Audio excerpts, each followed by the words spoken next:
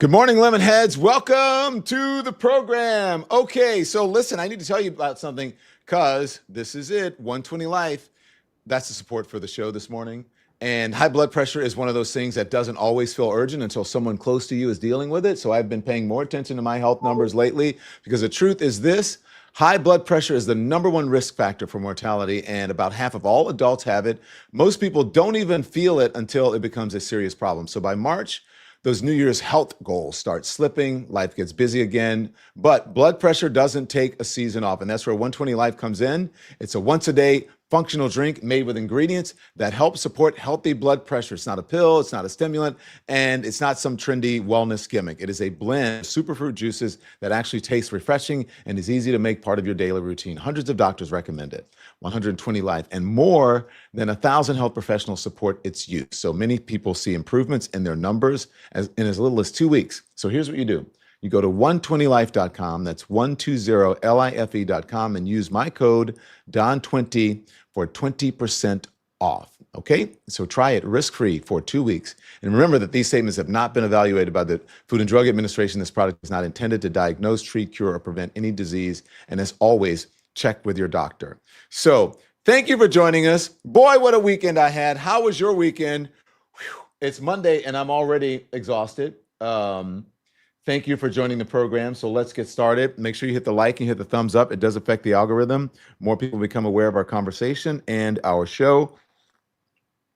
And it can become part of the Lemon Nation. We can grow our community. So we're very happy that you're here. So what did y'all do last night? I'm going to tell you about my whole weekend, if that's okay with you, okay? I'm going to tell you about my whole weekend, and then we're going to talk about some crazy stuff that's going on with the war, with the GOP, with the MAGA movement, all of it, because there's some outrageous things that you need to know, and we're going to discuss. We have a very important guest that's going to join us to discuss some of what he has uncovered as it relates to racism, Nazism in the Republican Party amongst the MAGA movement. But did y'all see last night?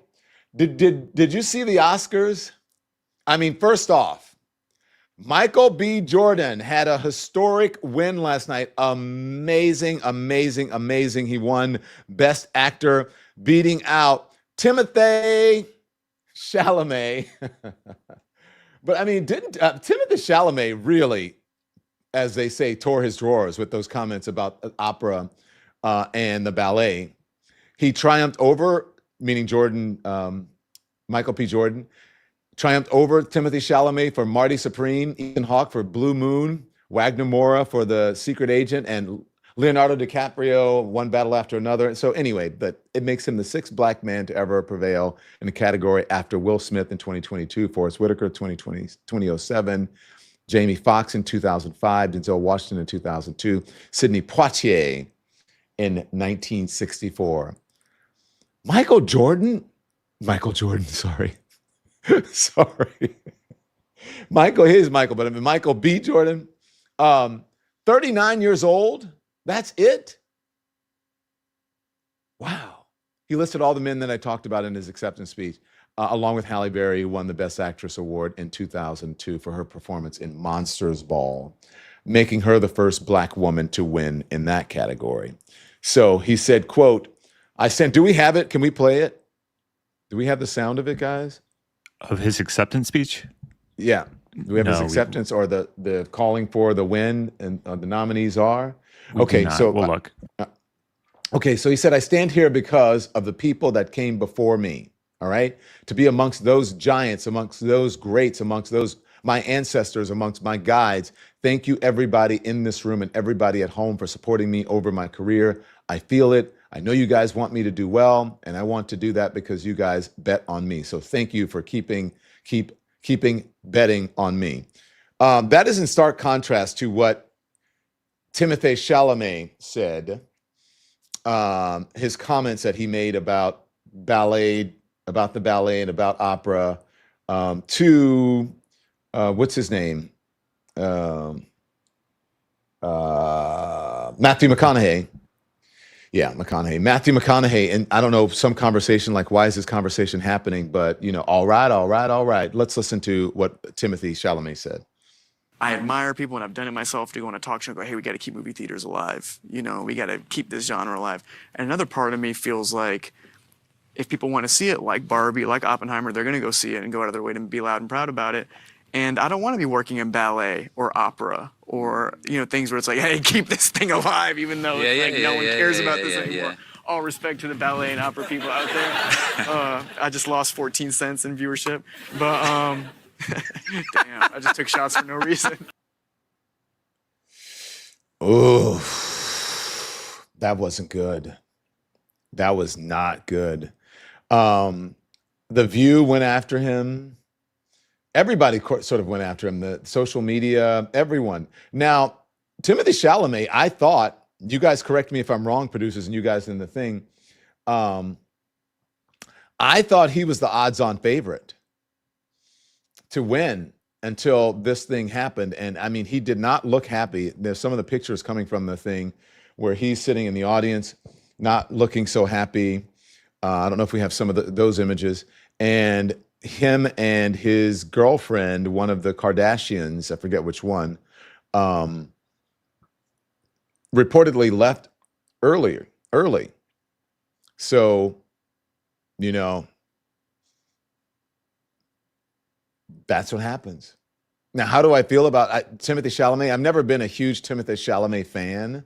I don't get it. I mean, you guys can kill me. I don't know if there are Chalamets or, like the beehives or all of that. I have never gotten him. I just think he looks like a little pipsqueak dude. Like, just sort of, I'm not being shady here, but this is my opinion. Everybody's wearing the white suit. I think I was ahead of my time with the white suit. Now everybody's wearing them. Did I start a trend, you guys?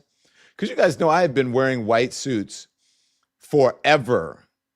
Like when I was at CNN, like years before I left CNN.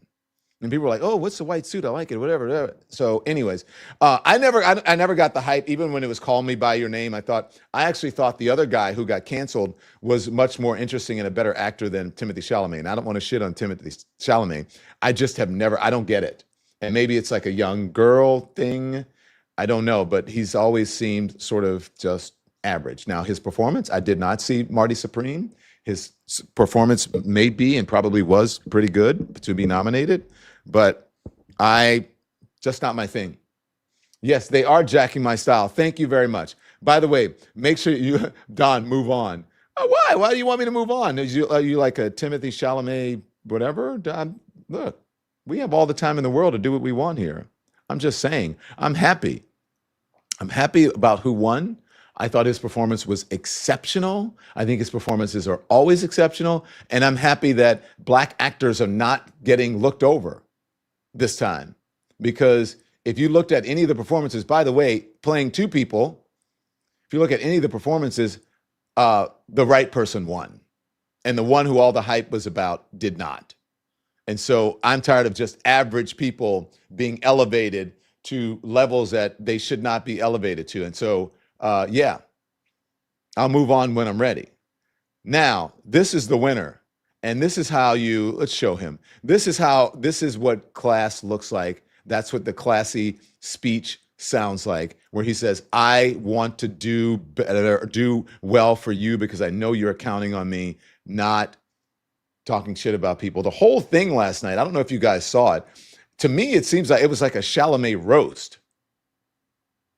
A Chalamet roast because they were joking about his butt. Even some of the folks who got up there talked about saying that they were going to go and watch an opera or a ballet. And I mean, it was just so insulting to the people who are in the arts and the people who are sitting in that theater and beyond. So I don't look, he's a young man. What is he? He's got to be 20 something. Is Timothy Chalamet 30? I don't know how old he is, but I don't know. Do you think he's permanently damaged his career? Not that he's going anywhere, but do you think he's permanently damaged, or do you think that there's people have a short memory? All right, we'll see.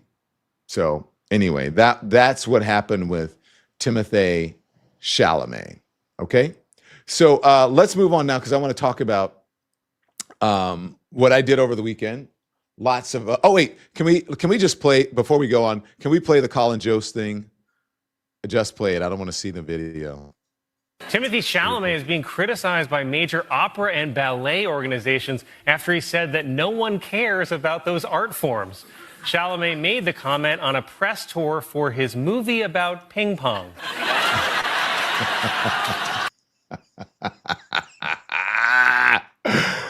I mean, he's not lying.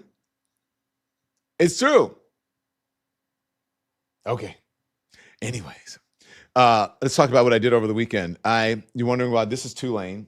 Well, I think I messed this up. I thought it was Tennessee University when I had it on back. This is Tulane University. I was in Louisiana this weekend in New Orleans at the book festival down in the Bayou, and with Tim Miller doing an interview with me, and we talked about everything that's going on in my life and mostly about freedom of the press. We discussed freedom of the press, which is very important in this moment. So that's where I was this weekend. There were lots of lemon heads there. The longest lines for books, and I don't even have a new book out. My book was 2024, was yours truly, which was interesting. And then someone showed up who had on this: "We will not be silenced" T-shirt. We will not be silenced. We stand with journalists. We stand for free speech. And that's from the Don Lemon Show. That's in the merch store. So there we go. She showed up, and it was a beautiful, beautiful day down in New Orleans. Now, my trip back was not so good because of something that's in the news. And if you guys are out there, as you hit the like and the thumbs up, that would be great. These are some pictures from when I was in the airport. And I was in the airport this was about 5 a.m. That I was in the airport. And because of the government shutdown and TSA, they sort of have these rolling sickouts. And so this is nothing. You have the other picture. Did you show it before? This is nothing that you're looking at. Crazy. But around the country, Andy, do we have any video of people? Yeah, look at that. But around the country, the airports look at this airport. This is outside the airport. And I can't blame these people because they're not getting paid. And so they're using their sick days.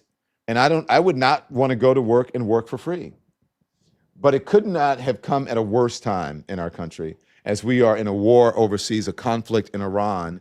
And right now, we're really, we feel vulnerable to some sort of attack.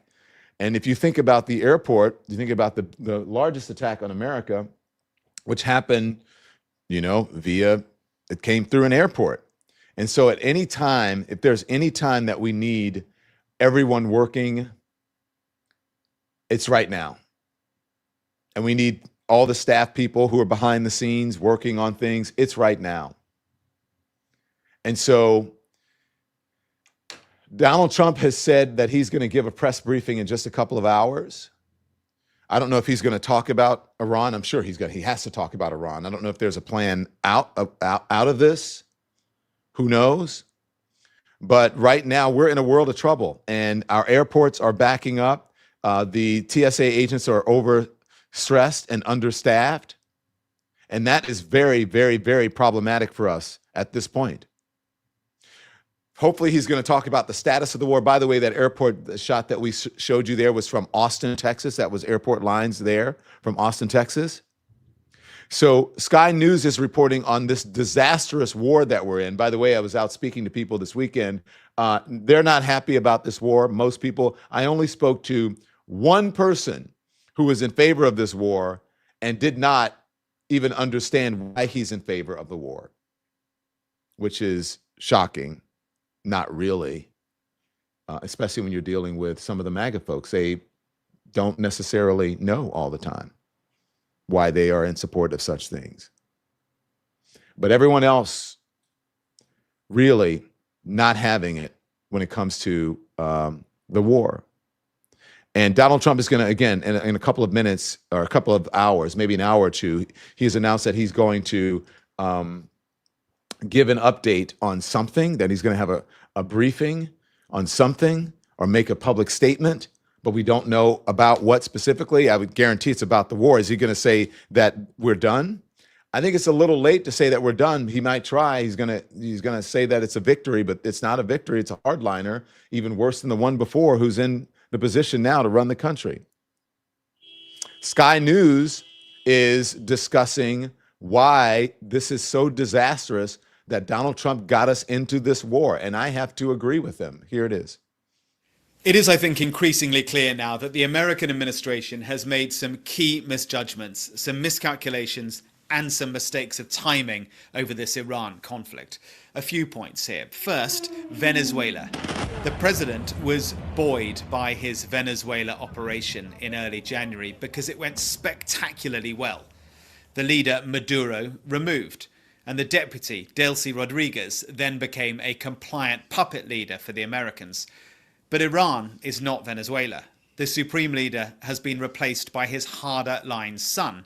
As former American General David Petraeus said this past week, we were hoping for Delcy Rodriguez. Instead, what we got is a young Kim Jong-un. The second point on timing also relates to Venezuela, because that is where the American military hardware was concentrated earlier this year when the uprising in Iran was taking place. Now, had the president made his move on Iran during these protests, and he couldn't because the military focus was in Venezuela, well, then he might have been able to achieve regime change. And he might also have got his allies to support him too, because part of the challenge for America right now is that European allies are both wary of how all this is unfolding, but also on the back foot because America didn't involve them and now it needs them. The final point is about definitions of victory. Because for America, for Trump, victory is the complete defeat or capitulation of the other side. But for Iran, victory is defined differently. Victory for them is about resistance. And politically, militarily, Iran right now is resisting more than the Americans had ever expected. That was a very clear-eyed assessment, the most clear-eyed that I have seen this entire time, even from American media. I was telling my producers before the show, I watched the BBC, that was Sky News, also the LBC, and they have they're not as close to it as we are. And so some of their analysis is among the best. Also, someone who's, if I can get my lips to work this morning, someone whose analysis is among the best, and that is my friend, Mr. John Avlon, who is joining us right now. John, thank you for joining us. I appreciate it. Pleasure. Good to see you. John has an amazing piece in Rolling Stone. John Avlon, by the way, is a veteran political commentator, journalist and author. He's a former CNN senior political analyst, and he's a contributor to The Bulwark. And again, he and his whole family are very dear friends of mine. So John, thanks for joining. We're going to get to your extraordinary piece about the frightening, I guess you would call it, infestation perhaps, or the rise of Nazism and racism in the Republican Party, specifically among the MAGA youth. But John, having heard that assessment, and the president is going to come out in just moments, that's why I wanted to make sure that we got this, and give some sort of a briefing, and I assume it's about the war. We're in a really bad place right now, and some people believe it's almost too late to get out, that opportunity may have passed this past week.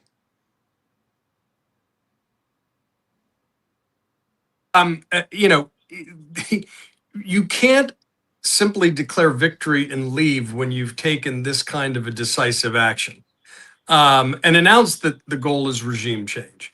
The reason past presidents haven't taken this step, despite 47 years of great tension and the Islamic Republic of Iran being a force for evil in the world, let's be clear, is because of the cascading effects of this kind of a kinetic action. Right? You don't get to just declare victory and go home because you've unleashed the furies. And you remember my last book on George Washington's fight for peace. The whole point about the fight for peace is you don't really win a war unless you win the peace, which is why you need plans for stabilization. You need, this is the problem in the Iraq war. The planning was politicized. People said we're going to enter and be greeted as liberators, and that'll be the end of it. But of course it wasn't. And it never is. You have to have a plan to win the peace. Otherwise, you will not win the war. And what Trump just unleashed, you can't, exit on your own. He's already seen that, the uprising he apparently hoped for hasn't occurred. And the furies that have been unleashed regionally are going to have vast repercussions. They could have repercussions here domestically beyond the price of oil. I mean, one of the things I'm very concerned about, and I worked in New York City government during 9/11, is that the counterterror preparedness of the United States has been undercut by kakistocracy appointees and FBI agents taken off, counterterrorism and put on immigration enforcement with ICE. So we got to be very careful about what's happening and understand that this will not and cannot end at a time and place of our choosing. It's going to require sustained commitment and stabilization regionally. And there are unfortunately a lot of moves because something's been unleashed without any basic understanding of history or adequate strategy. Phenomenal military capabilities by our fighting men and women, but not an adequate planning, strategy, and sense of history by this administration, which is unfortunately not a surprise. John, I was, as you know, and you commend me for this, for going out and speaking to people still. Yes. Yeah, so I went out and spoke to some people this weekend, and a very interesting conversation. Don't play the last part of it, guys, because I don't want to. The last guy, cut it off before that because he says something that I don't think it's proper for morning TV. But most people are against this war, except for some Republicans, and they don't really. The ones that I have spoken to don't really have a concise or a rational answer as to why they support him. They just have an idea that he's doing the right thing. And this was indicative in an interview that I had this weekend. How do you feel about the war in Iran? I think Trump's doing the right thing, honestly. What's so? I got no comment on that. You don't know why? Nah, I'm just taking a guess. You're just guessing that he's doing the right thing? Yeah. Are you serious? Yeah. How do you feel? I mean, I don't know. I don't think Trump's doing the right thing. Is this a joke? What? Is this a joke? Yeah. It's No, a joke? it's not. All right, you can fucking drive home, bro. Or walk home, sorry. Damn, I don't know what just happened. All right. But he doesn't even know why. Yeah, I don't know why. I just think, like, Damn. it's not good for the economy. Like, I don't know. Yeah. All right, that's good. Thank you. John? Well, a couple things, right? I mean,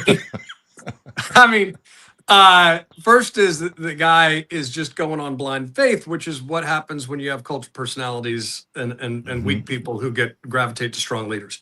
The second thing you saw there is this guy's a buddy of his, has a different opinion about a war that he doesn't even have a strategy or reason for supporting other than Donald Trump said it was a good thing to do. And when his buddy said, I'm actually not on board, the guy, the first fellow did exactly what folks in cults do. And I wrote about this in Wingnuts 15 years ago. It's called You Hunt for Heretics. You need to punish personally anyone who departs from the party line, make an example of them, to keep other folks in line. And the fact that he just ditched his friend for daring to raise a question about a war that has not been explained or sold to the American people. That's another piece of this, right? I don't blame the guy for not being able to explain it because Trump and his team didn't bother explaining it to us in the first place. Go back to the first Gulf War. Go back to the Iran War, the Iraq War, which was a disastrous decision. We should have kept our focus on Afghanistan. There was a process of selling it on false pretexts in the second, but very solid rationale in the first with James Baker and George H.W. Bush. In democracies, you have to make a case to the people. And that, if we're attacked and we're responding, that's a different cadence. But the Trump administration has contempt for the popular will of the American people. And the fact you're seeing that play out in that friend group is a very big deal. That's a visceral clip, and it speaks to just how crazy the circumstance we're in right now. Well, I'm glad you said that. And I'm sure some people thought that, maybe that was a skit, but that's what actually that happened, and that's what you discover when you go out, and all you have to just do is go out and talk to people. Just talk. And but that's John, during the whole Mamdani thing, like right from the very beginning, I kept saying this Mamdani guy is catching fire. That's all people talk about when I go out, and nobody could see it. Like, well, I shouldn't say nobody, but there were people who were just sort of in a bubble in New York City and couldn't see it. And actually, some people got very angry with me when I would try to tell them, like, there's this guy. There's an appeal, but anyway, it's just the importance of going out and speaking to people. But yes, and thank you for, by the way, just doing that. That's the danger when news organizations are sort of gutted. There's not as much reporting. There's not as much talking to people, and you do get in your bubble. You do get in your conventional wisdom bubble, and it's really valuable to just take the step of talking to people, even in this times if it's risky. And God bless you for doing it, and that's why we're standing with you as friends, but also as journalists. Thank you very much, John Avlon. John, I want to talk to you, but John, can we show his piece? John has a fascinating piece, guys, and you're going to love it. Just show the piece if you can. And it is in Rolling Stone. It says the Republican Party's Nazi problem is getting worse, and you should care. I want to talk to John about that in depth, but I just want to take 2 minutes. I want to get a word in from our sponsors. John, we're back in 2 minutes, and we'll see you on the other side. This episode of The Don Lemon Show is brought to you by BetterHelp. We're around International Women's Day, and it is a good moment to recognize something that doesn't get talked about enough, and that's how much women carry every single day: work, family, emotional labor, expectations. A lot of times, their own well-being gets pushed to the bottom of the list. And so when I think about that, I think about my mom. I think about all the moms that I know. My mom has always been the steady center of our family. She worked hard to take care of everyone, and still someone found time to encourage me, somehow found that time to encourage me and remind me of who I am when life gets heavy. And she's still doing it. Therapy can be a space that's just for you, a place that you can process what you're carrying, set boundaries, and feel supported. BetterHelp makes that easier. Their therapists are fully licensed, and they handle the process of matching you with someone who fits your needs. You fill out a quick questionnaire, and if it's not the right match for you, you can switch at any time. More than 30,000 therapists, over 5 million people served. BetterHelp is one of the largest online therapy platforms in the world. So find support and feel lighter. Go to betterhelp.com/donlemon and get 10% off of your first month. That's betterhelp.com/donlemon. Again, and get 10% off of your first month. Okay, so I'm tired of telling you guys that I keep this around all the time. I just decided to show it to you. We have so many bottles in there. I got low and I freaked out the other day because I didn't have it. But this episode of The Don Lemon Show is brought to you by Graza, makers of crazy fresh olive oil. And if you cook at home like I do, you know olive oil is one of those things that you use every single day. In my kitchen, especially when Tim and I are cooking and hosting friends, there are always 2 bottles on the counter, at least. Well, there's 3 actually, but there are always at least 2. Sizzle and Drizzle from Graza. Sizzle is perfect for everyday cooking, sauteing, roasting, marinating, whatever you're making. Drizzle is a finishing oil that's where you can just pour over a salad, fresh bread, or anything that needs a punch of flavor. And so, but also, there is Frizzle, which is for high heat cooking, like grilling and all of that, frying. So Graza olive oil is always fresh, never blended, and made from some of the best olives in the world. And I love that you can actually see the harvest date because it's right on the bottle. They have that Frizzle, as I said, which is for high heat cooking and all of that. And now they have new olive oil mayos and aioli in store. So once you taste the difference, it's kind of hard to go back. Go to graza.co and use the code LEMON for 20% off of your first order. Thank you to all of our sponsors. Now back to Mr. John Avlon. And I know the center of his family is Miss Margaret Hoover, the mom. She carries everything, and she is the best. So I'm not wrong about that, am I? 100% right. And of course, your mom, we love your mom. She is the I know you guys essence struck of up a good love human. affair. Oh, y'all came to the birthday, the surprise party that Margaret threw for me, and I think your mom was there, and it was just great. And then, so you're 100% right about that. And I'll also say, as a guy whose grandparents were Greek, that olive oil is good stuff. And I didn't know about the high heat one because I make popcorn for the family. So, dude, you got to get the Frizzle. It's sizzle. I didn't know about the Frizzle. So we got the other one right over there. I'm way beyond what I'm supposed to do with this thing. But I mean, I went to my friend Allison. You know Allison Gallus last night, and she had a dinner. Graza, olive oil. We're like, wow. She's like, yeah, I know someone who can help me get some more. Can you help me out? I'm like, yeah, I'll work on that for you. So, anyways, John, I was struck by your piece, especially after last week. Not that the guys last week, not that they are Nazis. I'm talking about the Doge guys, but it was surprising to me if you saw those depositions of how they got pulled into, working on abandoning DEI and just not understanding what's going on there. Young people influenced. Again, they're not associated with what John's doing, but there's something going on in the Republican Party that needs attention. Yeah, big time. So I wrote this piece for Rolling Stone, and it's really a connect the dots piece. And frankly, the piece could have been twice as long. There was a chat group that was set up for young conservatives at Florida International University. It was set up by an officer of the Miami-Dade Republican Party. And it quickly degenerated into this sort of cesspool of racism, anti-Semitism. They renamed it after this sort of online fantasia about a Nazi heaven. And they over 400 uses of the N-word, including ways that they wanted Black Americans to be murdered and curb stomping and crucifixion.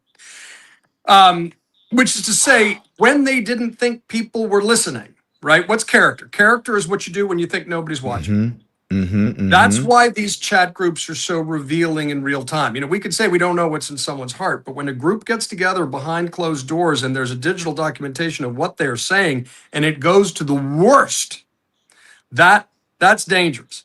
And just 6 months before that, there was a group of national young Republican leaders, including leaders from New York, who were saying things like, "I love Hitler," talking about gas chambers. And this is part of a problem. It's a Nick Fuentes Groyper-driven thing. It's particularly a problem among young people. A decade ago or so, when I wrote that book, Wingnuts, remember that? It was about my reporting around the right-wing backlash against Obama. One of the reporting I did was about a young college Republican chat group in a chat room that was really racist. But we've gone from really racist reaction to Barack Obama to a president of your own party, and the young members are talking about Hitler. It's a magnet for folks who are Nazi curious, and it's being disseminated by folks like Nick Fuentes. It's not just anti-Israel to anti-Semitism to Hitler. The Manhattan Institute, a center-right think tank, respectable one, did their own analysis that 17% of the GOP could be called anti-Jewish Republicans. And for those folks the swing voters who voted for Trump last time because they believed in the wake of October 7th that the anti-Israel protests on the left on campus made them vote, this is becoming a growing coalition from the grassroots with folks who were avowed Nazis and Holocaust deniers. This is incredibly dangerous. And I'm happy to take on the far left and the far right. And there's a horseshoe theory in our politics. But we're talking about people who in private are expressing outright admiration for Hitler. And we're seeing it disseminate online in these groups. And this is, if that's not wrong, if you can't condemn that, and you know who hasn't condemned it? The White House. J.D. Vance. White House, yeah. It's just, so everyone's got to wake the hell up. John, we often hear this is all going to change with the youth. Everyone's becoming more diverse, interracial families, all of those things. But this is a stunning development, I believe. And so I'm not sure if I believe all of the things that people say, racism and all of that will be handled organically somehow just from the passage of time and the integration of people in this country. No. I mean, let's just, I mean, I don't know how much more evidence you need to get, but if you talk to the folks who've become radicalized and become white nationalists or white supremacist adjacent, they've got their own anti-DEI, anti-woke, whatever inarticulate reasons. But a lot of the folks on the far right, and these are some people who get, it gets dressed up with academic theories, it's white identity politics, and it's being pushed by a fundamental disbelief that diversity can work in a democracy. That's the larger fight we're having, and it's real time. But I'll tell you this too, because it's important. This is a sub part of this article. In that Manhattan Institute study, it was majorities of young Hispanic men and young Black men, as well as young white men under the age of 50, did not believe the Holocaust. Said the Holocaust had been exaggerated, right? So this is a real problem, and we got to be wide-eyed about it. And it's not just a problem on the right, but the Nazi stuff is. And so this is a generational deal. You look at what Candace Owens talking about, people child sacrifice and ball and all that crazy shit. So this is a bigger problem, and we have to.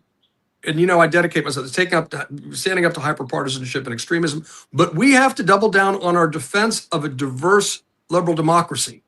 That means a lot of different views, but it does mean a fundamental tolerance and insistence on viewing people as individuals and not as members of groups. And that's what's breaking down on the extremes right now. And it's incredibly dangerous. And on the right, they're going full Hitler.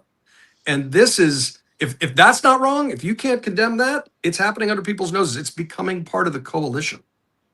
I get my Nazi youth chats confused. There's one in Florida, and then there was another one right? There's another one that happened basically out That's of the point. DC.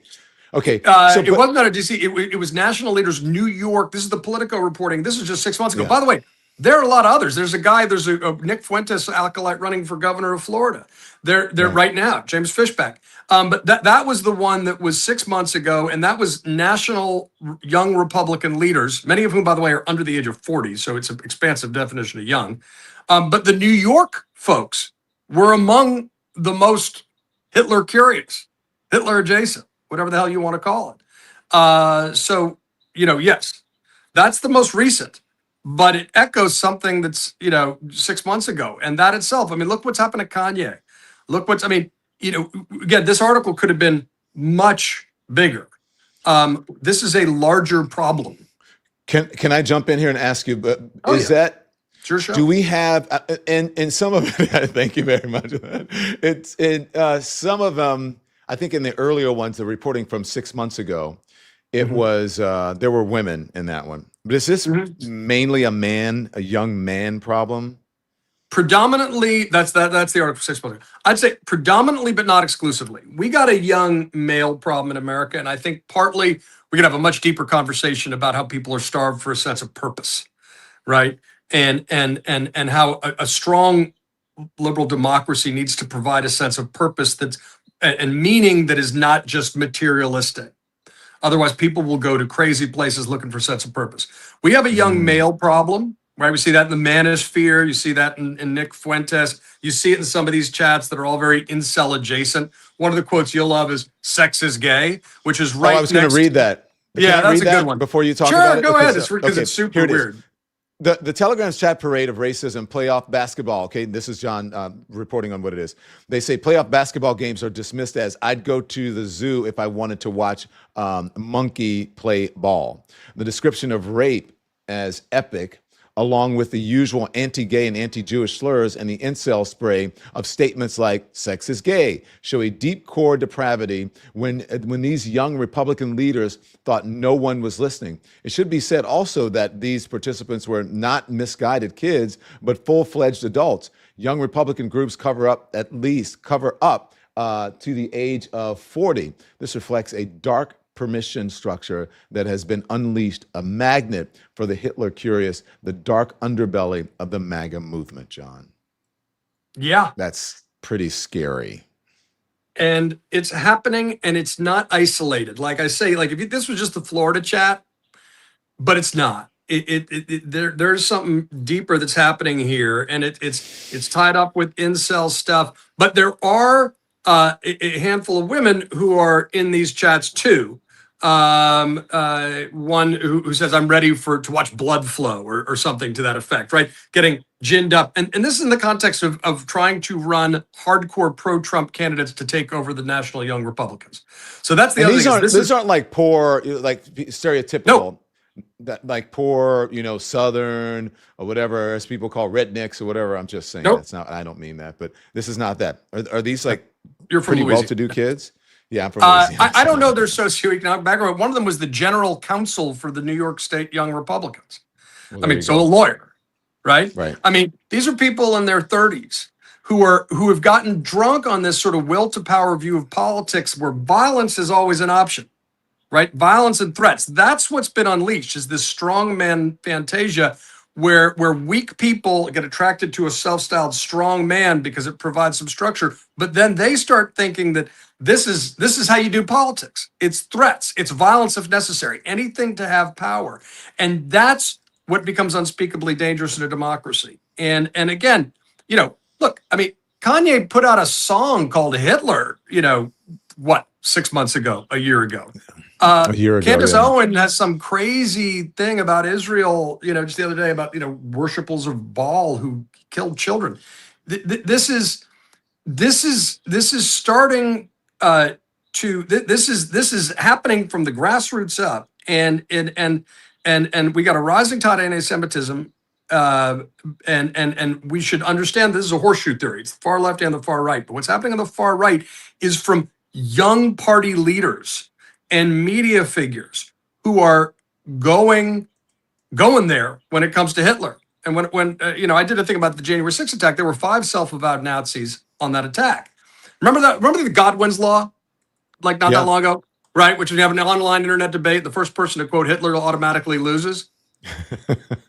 and the argument is, don't call your opponents Hitler. Hitler is Hitler. Like, don't call your opponents Nazis. Don't do that. It's cheap. It's lazy. It's insulting. But what happens when your political opponents are comparing themselves to Hitler? Sometimes there are really it's a good analysis to compare that era.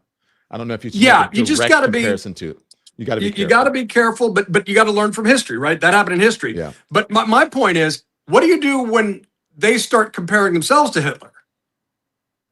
That's a whole different place. And I'm afraid, that's the echoes we're getting. The head of the Young Republicans in New York State says, "I love Hitler." Well, and again, maybe say, "Oh, I was being tongue-in-cheek." Well, first of all, really? Second of all, what's that culture behind the closed doors doing? And how high does it Are go? they just reflecting what are they just a reflection of what's happening in the White House? Look at Stephen Miller and look at the things that Donald Trump that he stands for, who is Jewish, but it's shocking, some of his beliefs. I mean, yeah, he's Jewish. I mean, I don't know if he can. I just want to be. I'm not comparing Stephen Miller to Hitler, nor am I comparing. Look, I mean, Donald Trump is a no, not at all. I'm just saying that these. Sorry to cut you off, but I just want to be very clear here. I understand what you're saying, but I'm saying, is it a reflection of what's happening in the White House? If you look at the views that Stephen Miller is espousing and the policies that he's espousing, that's shocking. And so maybe these folks, the people who are in the White House are rubber stamping.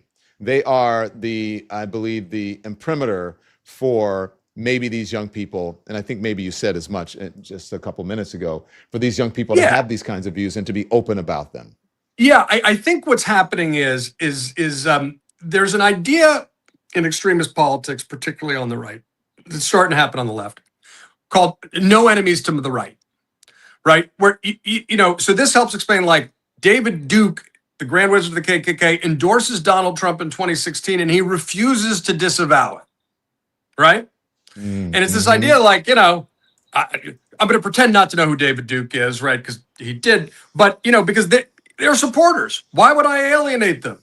Well, because it's really important to police your own extremes. We saw this with J.D. Vance in this chat that you have up on the screen. When he was confronted about it, he refused to condemn it, right? Just shrugged it off. Yeah. Like, if you can't condemn people in your party who are officers, young people coming up being like, "I love Hitler," talking about gas chambers, talking about ways to murder black folks, like, I'm sorry, that's not, you have to stand up for something beyond party unity.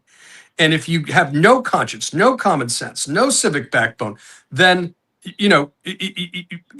we're in an incredibly dangerous place. And this is coming from the White House. There are state Republican leaders in Florida and New York who denounced this stuff.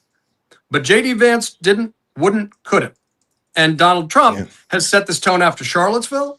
Good people on both sides, refusing to stand up to David Duke.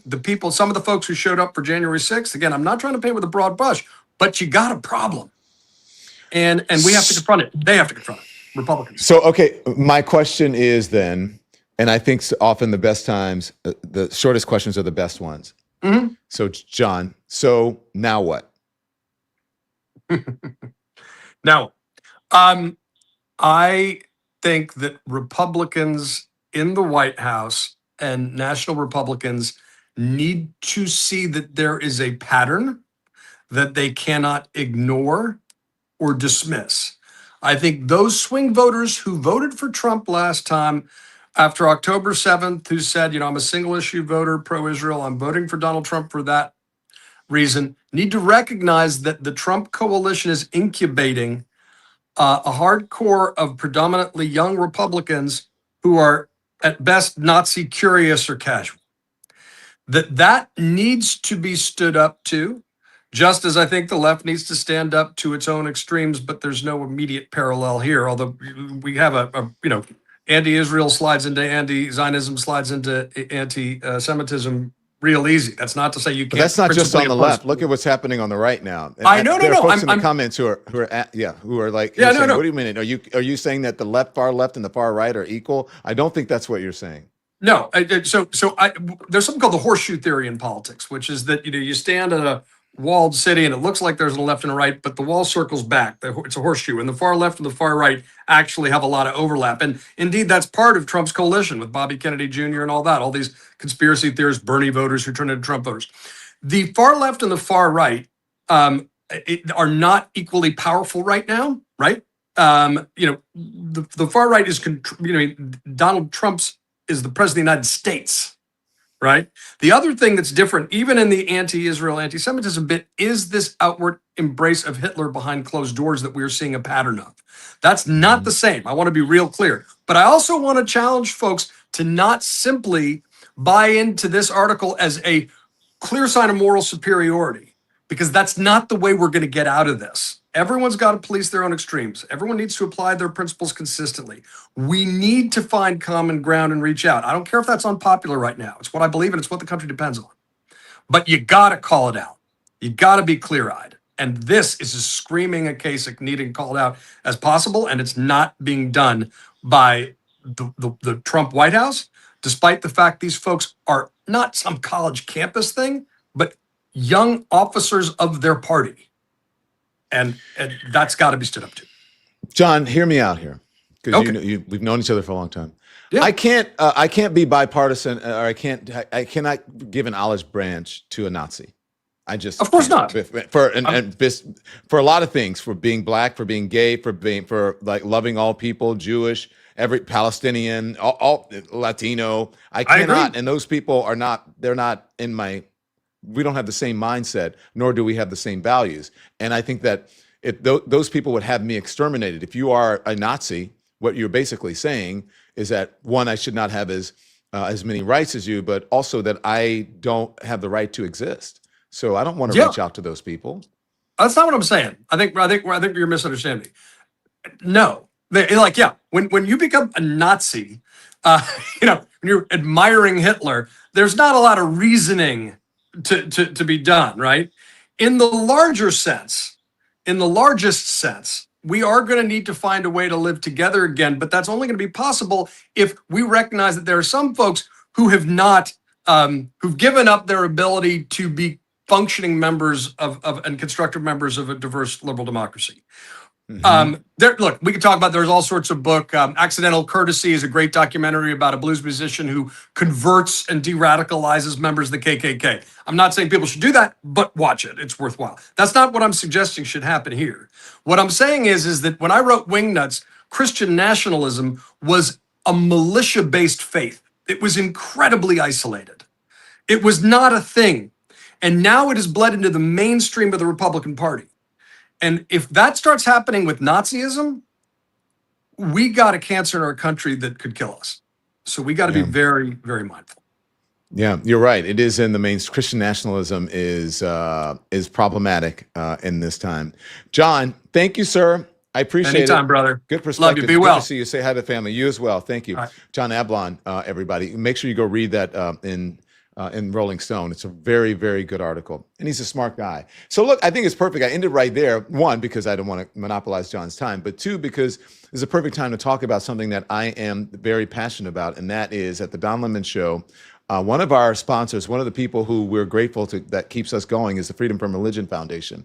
One of the things that we talk about a lot on this show is accountability, especially when it comes to power. And right now, we're seeing a growing movement of Christian nationalism trying to blur the line between religion and government. You see it in legislation, in schools, and even in court decisions that expand religious privilege. The Freedom from Religion Foundation works to push back against that. They challenge unconstitutional policies, expose religious extremism in politics, and defend the First Amendment principle that church and state should remain separate.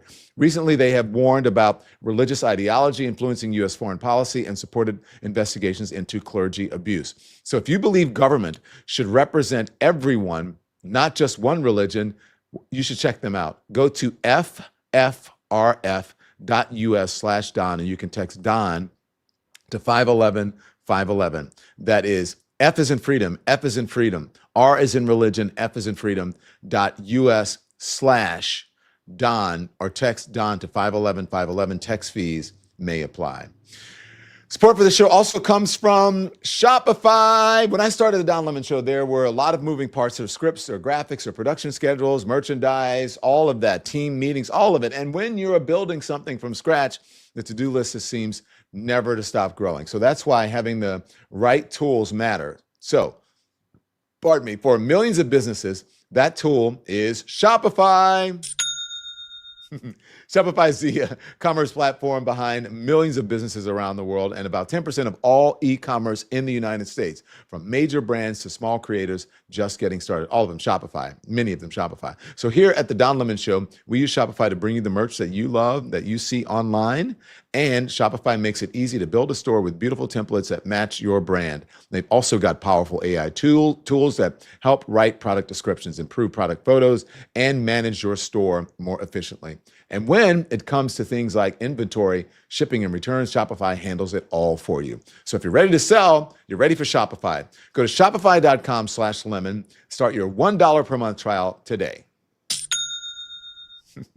Thank you so much to our sponsors. Okay, guys.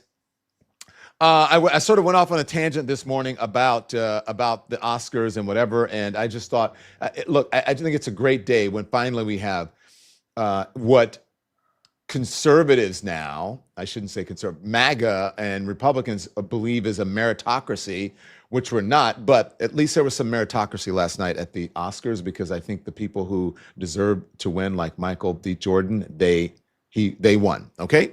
So I'm just gonna say that. The other thing that I wanted to tell you about is that, it was my birthday weekend. Oh, look. I know it's a little shabby because I'm letting it grow and it's a little spotty, but I'm trying to let it grow out. But I don't know, maybe I'll shave it because it's not much of a beard. But anyway, so last week was my birthday and I was in Los Angeles for doing the NAACP Image Awards and Bill Maher and whatever. So I didn't get to celebrate with my friends in New York. And so last night I had a party and did not get a group photo. But here's the thing, or at least I don't have one yet. But check it out. This was the cake that was made for me. So thank you, Allison, for that cake. Happy birthday, Don. Can you see that? 60th. Woo! Isn't that a cool cake? Isn't that an amazing cake? Loved it, loved it, loved it. So there it is. Happy birthday to me. What else do we have? Did I get everything in, guys? Oh, we didn't talk about the war. So the president is going to Donald Trump is going to give in just a little while here. We're waiting on Trump to speak. It's supposed to happen this hour. He's supposed to speak live. And we're going to figure out, he's going to talk about, I guess, the Iran war and maybe other things. You never know what he's going to go on a tangent on, if he's going to do the weeb or whatever it is that he's going to do. But that's what's happening. Donald Trump spent the entire weekend texting people and tweeting or whatever you want to call it, our allies, trying to get them to come aboard.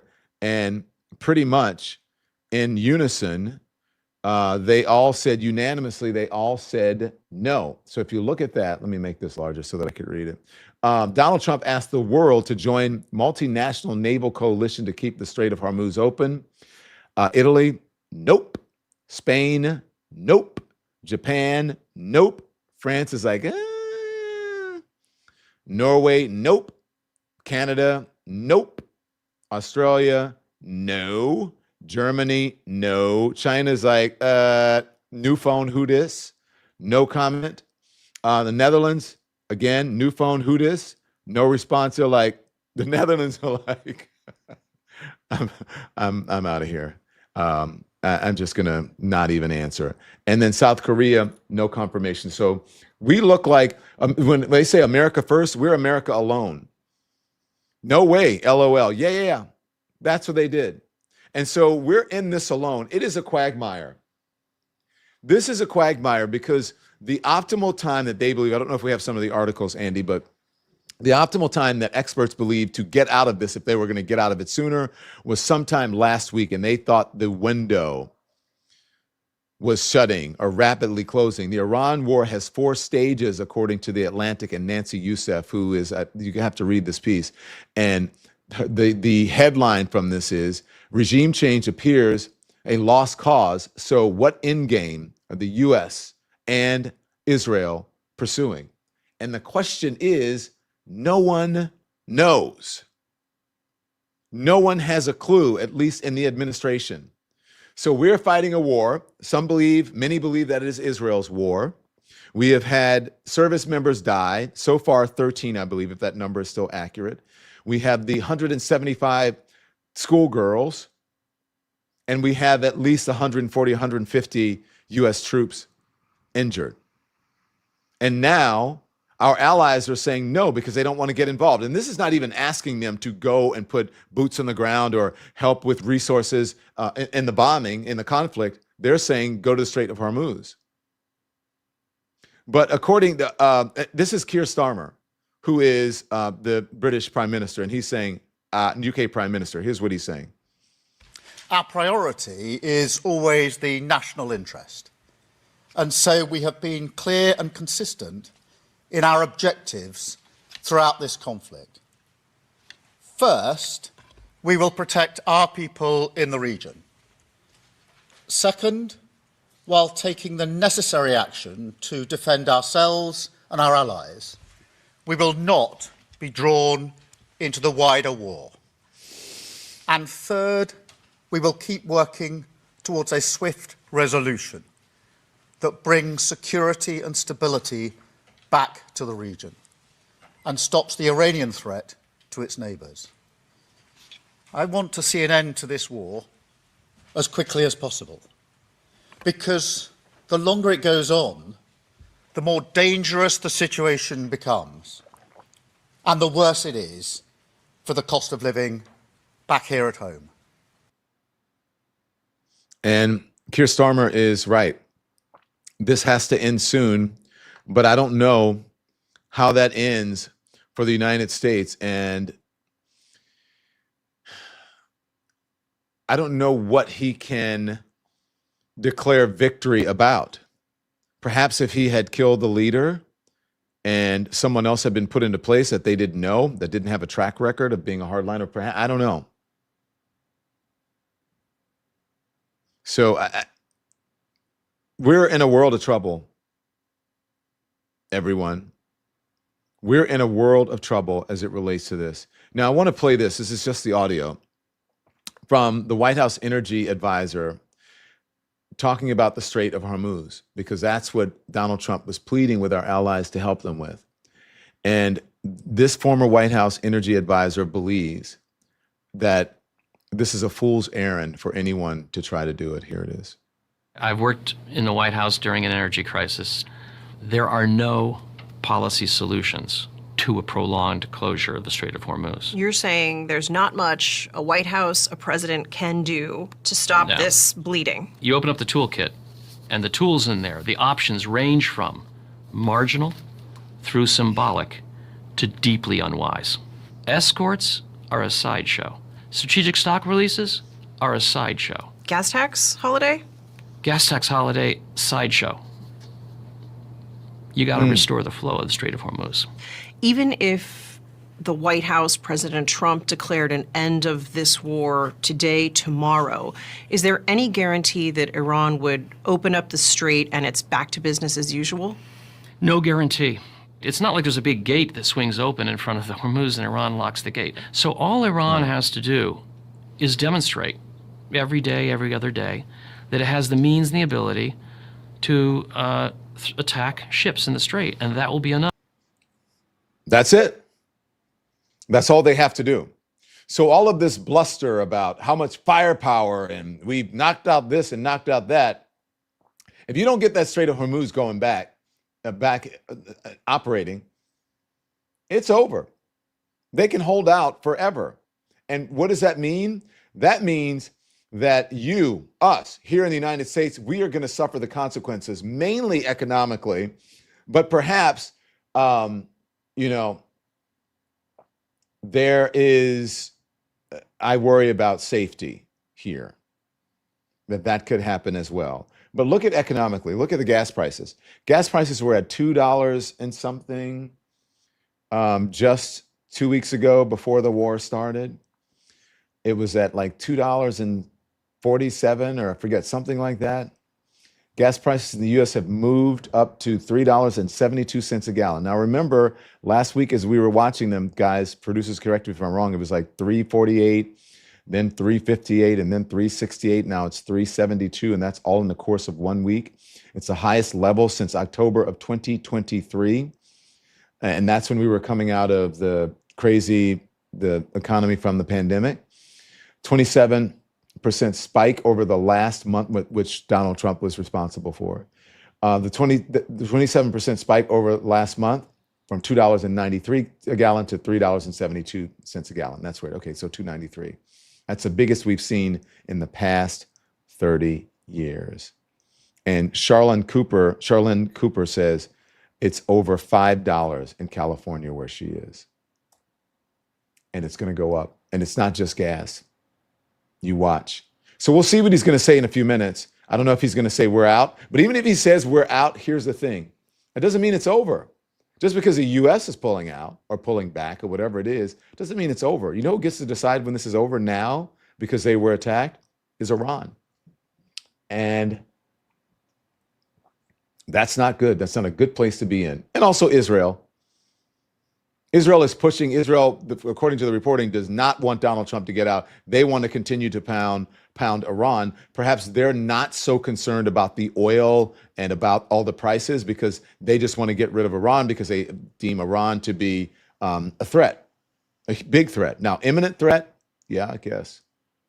But there was nothing more imminent that was on the table that was any more imminent than the sort of everyday happenings as it relates to Iran and Iraq. So if you want to know anything about the Don Lemon Show, as we will continue to watch the president, perhaps we'll bring it to you live. I don't know if you want to hear or listen to him, but this is pretty important. You go to donlemon.com. Make sure you go to donlemon.com. And at the top of that, check us out, guys. It is there is a DL and DL. Anything goes. Raleigh, North Carolina on 4-3. Cleveland, Ohio on 4-4. Boston, Massachusetts on 4-17. Tysons, Virginia on 4-18. Get your tickets now before they sell out. Perhaps you're hearing about it on a radio station near you and soon to be other places, okay? So also on donlemon.com, as I said, anything you need to know about the show, how to become a member, how to become a subscriber. Thank you, Maureen Marfell. Again, because of Maureen's generosity, 10 people get to become members of the Lemon Nation. And through all of the folks in the show today who gifted memberships, many of them members, thank you very much. So go join all of our platforms, check out our merch store, and we'll see you later back here tonight at 5 p.m. Eastern time here on the Don Lemon Show on the Don Lemon channel. Until I see you then, be informed without being inundated and turn the TV off. Thanks so much for watching, everybody. Your support means the world to us. Don't forget to hit that like button and subscribe so you never miss a show. We're live every weekday at 10 a.m. and 5 p.m. Eastern time with new clips dropping at 2 p. and 8 p. And if you want even more Don Lemon Show content, join the Lemon community. Members get exclusive posts, behind-the-scenes videos, and live chats just for you. So hit the join button or visit our channel page to sign up. Thanks again for all your love and your support, and I'll see you next time. Something new that I've never done before. Make sure you check out our Substack today. We have Adam Mockler at noon. Is that right? Noon or 12:30, Nikki? Adam Mockler's on today at noon on our Substack. So go to Substack. It's only going to be on Substack, so go check it out. Okay, now here's what you can do. You can turn the TV off. Thanks so much for watching, everybody. Your support means the world to us. Don't forget to hit that like button and subscribe so you never miss a show. We're live every weekday at 10 a.m. and 5 p.m. Eastern time with new clips dropping at 2 p. and 8 p. And if you want even more Don Lemon Show content, join the Lemon community. Members get exclusive posts, behind-the-scenes videos, and live chats just for you. So hit the join button or visit our channel page to sign up. Thanks again for all your love and your support, and I'll see you next time.